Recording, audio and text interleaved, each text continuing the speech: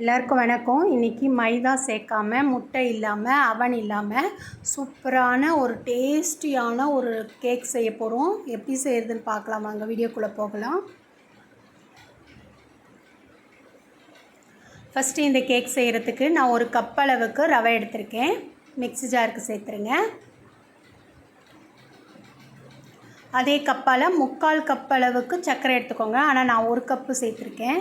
Taste கூட இருக்கணுன்றதுக்காக நீங்கள் 3/4 கப்பு சேர்த்தா போதும். இப்போ இதை நல்லா சாஃப்டாக அரைச்சி எடுத்துகிட்டு வந்துடலாம். இப்போ நல்லா சாஃப்டாக அரைச்சி எடுத்துகிட்டு வந்துட்டோம் பாருங்கள்.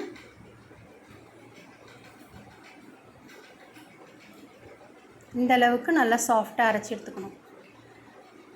இப்போ இதை ஒரு பவுலுக்கு மாற்றிடலாம்.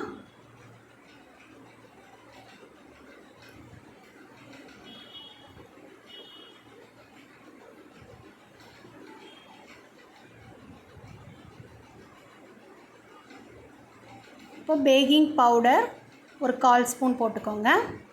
பேக்கிங் சோடா ஒரு 2 சிட்டிகை, ஏலக்காய் பவுடரும் போட்டுக்கலாம், வேணான்னா விட்டுடலாம். இப்போ 1/2 கப் அளவுக்கு ஆயில், ரிஃபைண்ட் ஆயில் சேர்த்துருக்கேன். 1/2 கப் அளவுக்கு தயிர், நல்ல கட்டியான தயிர்.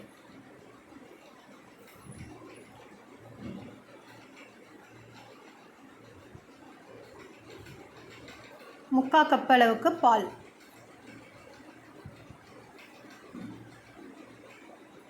இப்போது ஒரு 1/4 கப் அளவுக்கு கோதுமை மாவு சேர்த்துக்கலாம். இப்போ நல்லா ஸ்மூத்தாக மிக்ஸ் பண்ணி கொடுத்துக்கோங்க.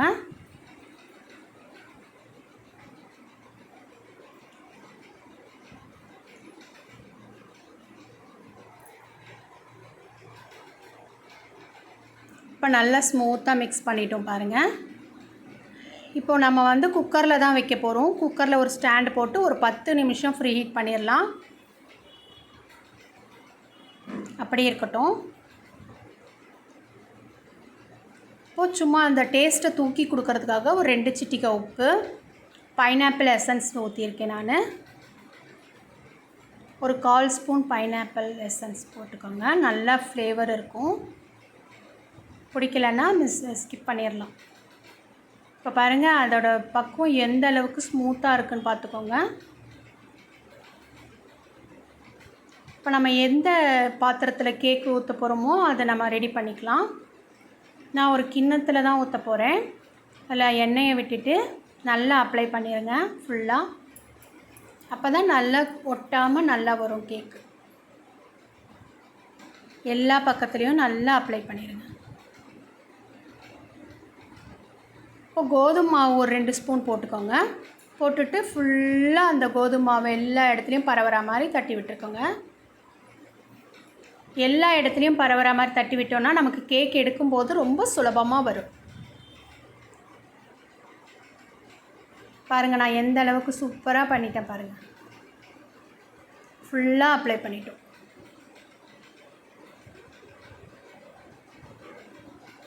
இப்போ இந்த மாவை அப்படியே ஊற்றிடலாம்.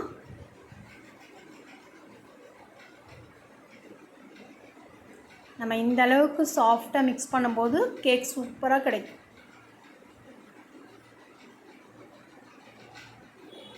இப்போ நல்லா டேப் பண்ணி விட்டுருங்க.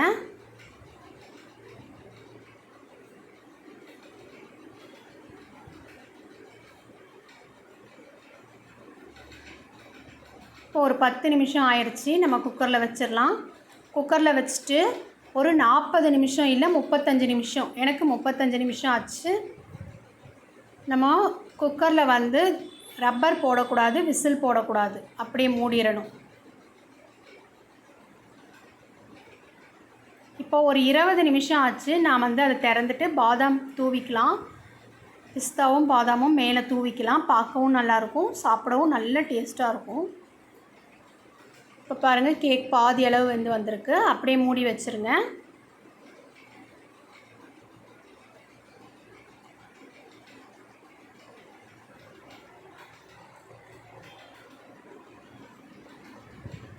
இப்போது எனக்கு 35 நிமிஷம் சரியாச்சு. கேக் சூப்பராக ரெடி ஆயிடுச்சு பாருங்கள். பார்க்கவே எவ்வளோ நல்லா இருக்குது.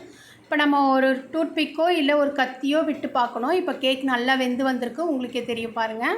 இப்போ அப்படியே ஒரு அரை மணி நேரம் ஆற விட்டுடலாம், இல்லை 1 மணி நேரம் கூட ஆற விட்டுருங்க. வெளியே எடுத்து வச்சு ஒரு 1 மணி நேரம் கூட ஆற விட்டுடுங்க.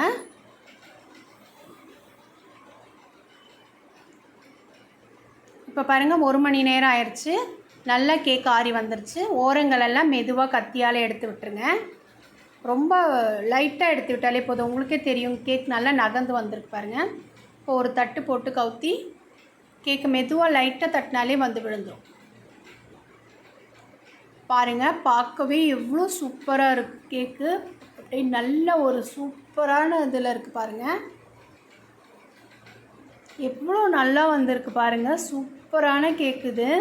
சாப்பிடவோ அவ்வளோ டேஸ்ட்டாக இருந்தது. அளவுகள் எல்லாம் கரெக்டாக மாறாமல் நீங்கள் இதே மெத்தடில் செஞ்சிங்கன்னா செம்ம சூப்பராக ஒரு கேக் கிடைக்கும். நம்ம வந்து பேக்கரியில் போய் சாப்பிட வேண்டிய அவசியம் இல்லை, நம்ம வீட்லேயே சூப்பராக செஞ்சு கொடுக்கலாம் குழந்தைங்களுக்கு.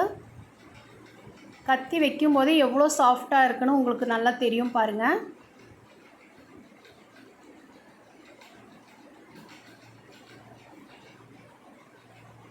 கேக் எந்த அளவுக்கு சூப்பராக வந்திருக்கு பாருங்கள். நல்லா சாஃப்டாக சூப்பராக வந்திருக்கு. நம்ம முட்டை எதுவும் சேர்க்கலை.